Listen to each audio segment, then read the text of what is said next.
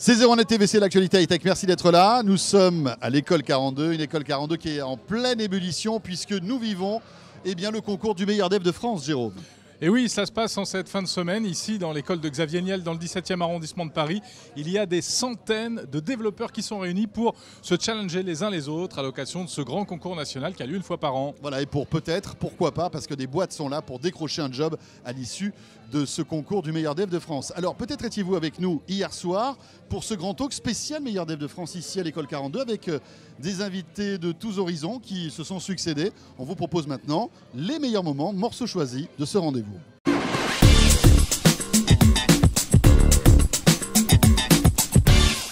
On a l'impression que ce métier est en train de trouver ses marques de noblesse, non? Alors qu'avant c'était... C'est un métier génial parce que, comment dire, c'est comme un métier d'écrivain. C'est un métier d'écrivain de science-fiction. D'abord, on écrit vraiment, donc on écrit dans des langages, des proto-langages. Ils ne sont pas lisibles pour tout le monde, hein, quand même, ces langages-là, si je puis me permettre. Oh, quand même. N'exagérons rien. Ouais. Mais on écrit, on développe sa pensée, on s'exprime vraiment par l'écrit. Et en même temps, c'est un truc qui ressemble aux arts appliqués. Parce que... la plupart c'est très rare que les gens écrivent que des algorithmes. Il faut vraiment, c'est une grande spécialité. Mais en règle générale, tu fais un truc où le graphisme, la présentation, et puis aussi l'élocution, c'est-à-dire l'interface homme-machine. C'est quoi? C'est une élocution bien pensée entre ce que te propose la machine et ce que fait l'utilisateur. C'est presque comme un dialogue de théâtre. Il y a une démarche quasiment de création artistique en fait. Non, la différence c'est que l'art, c'est le monde de la représentation, c'est la symbolique. Là, c'est plutôt comme les arts appliqués. Tu vois, dessiner des chaises, l'architecture, ou tu vois, ça sert à quelque chose en fait. Voilà, tu vois, les beaux-arts et les arts appliqués. Tu as les arts et métiers. Prenons la méthodologie du XVIIIe siècle, tu vois. Les arts et métiers, les arts appliqués, les beaux-arts. Donc c'est les arts appliqués. Quel logiciel, quel outil on pourrait conseiller justement aux enfants ou même à leurs parents pour démarrer? Ah oui, dans ce cas-là, je vais faire un petit lobby. Oui. Alors il y a quoi? Je suggère en fait le langage Python pour commencer à apprendre. Le langage Python. Python, c'est ça? Alors, oui. Bien dans le micro. Hein. Le langage Python. Le langage Python, d'accord, ouais. Comme premier langage Python. Tu connais pas Python? Pas du tout, moi, je connais. Non. Mais c'est un petit peu ardu quand même. Il n'est pas représenté. Il y a un truc qui est plus simple, c'est Scratch. C'est bien ou pas Scratch? Oui, Scratch, c'est une excellente chose. À base de blocs. C'est super ça, à base de concepts. Et ça a été utilisé dans code.org. Enfin, c'est un site qui permet.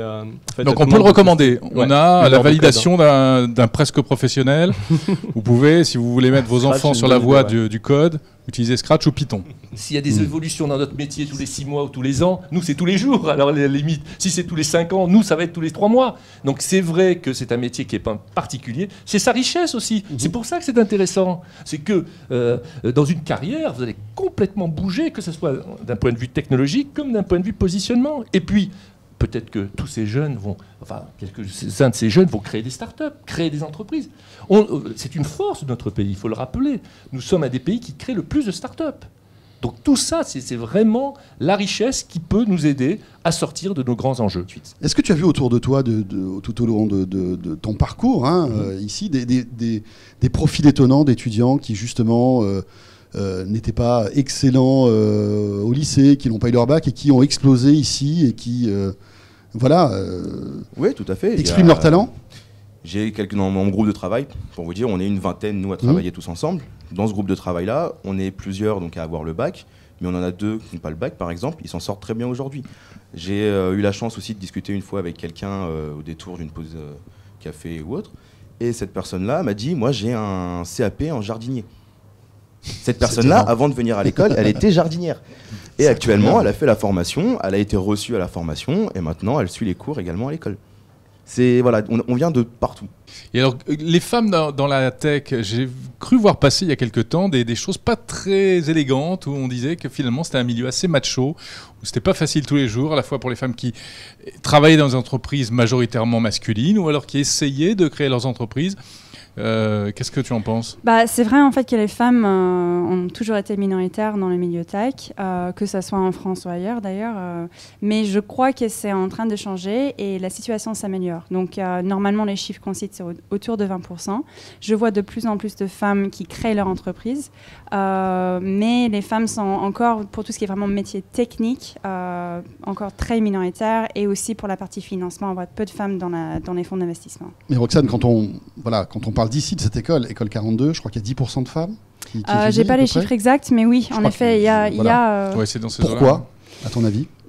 C'est marrant, je sais pas d'où vient le problème. Moi j'ai rencontré récemment des filles un peu plus jeunes, donc je dirais 13-14 ans, qui me disaient les métiers techniques étaient des métiers pour les moches, entre guillemets. Ah oui. C'est ça que j'ai entendu. J'étais choquée Pour de les moches. l'entendre, mais merci. Moi j'ai vu plein de jolies filles tout à l'heure qui parlaient de big data et de scalabilité. C'est super sexy en plus. J'ai compris que la moitié des mots. Très sexy. Mais elles étaient très je pense jolies. que c'est justement l'image qu'il faut changer. Et c'est pour ça qu'on fait Girls in Tech et qu'on essaie de mettre en avant les femmes qui ont des histoires incroyables à raconter. On les voit, elles sont pas du tout moches et souvent assez impressionnantes à rencontrer en tant que personne.